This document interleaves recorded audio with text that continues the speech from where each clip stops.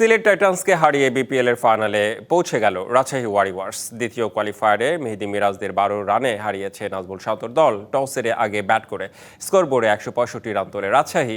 জবাবে ১৫৩ রানের বেশি তুলতে পারেনি সিলেট। এলিমিনেটরের শেষ বলে ছক্কা মেরে দলকে ম্যাচ জিতিয়েছিলেন ক্রিস ওকস। তবে এবার আর শেষ ওভারের ২৪ রানের সমীকরণ মেলানো হলো না, থামল সিলেটের বিপিএল যাত্রা। দারুণ এক জয়ে ফাইনালে চট্টগ্রামের প্রতিপক্ষ হলো রাজশাহী ওয়ারিয়র্স। অথচ ম্যাচটা জেতার কথা ছিল সিলেটেরই। শুরুতে ২ উইকেট হারানোর পরও পারভেজ ইমন আর বিলিংস ৬৯ রানের জুটি করে দলকে নিয়ে যাচ্ছিলেন জয়ের পথে। তবে ৪৮ রানে ইমনের রান আউটের পর মঈন আলীও ব্যর্থ হয়েছেন।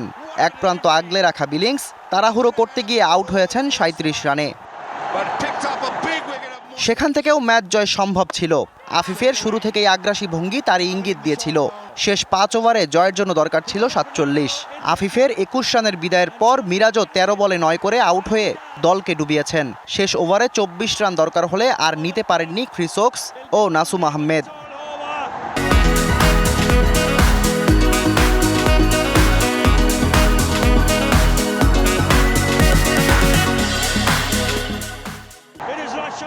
এর আগে টস হেরে ব্যাটিংয়ে নেমে শুরু থেকেই অ্যাটাকিং মুডে ব্যাট করেন রাজশাহীর ২ ওপেনার তানজিদ তামিম ও সাহেবজাদা ফারহান। দলীয় ৪১ রানে ফারহান আউট হলে ভাঙে উদ্বোধনী জুটি। এরপরই নিয়মিত বিরতিতে উইকেট হারাতে থাকে ওরা। ৮০ রানে প্যাভিলিয়নে হাঁটেন ৫ ব্যাটার। তবে কথায় আছে অভিজ্ঞতার মূল্য নাকি লাখ টাকা। সেই প্রমাণই দিয়েছেন উইলিয়ামসন আর জিমি নিশাম।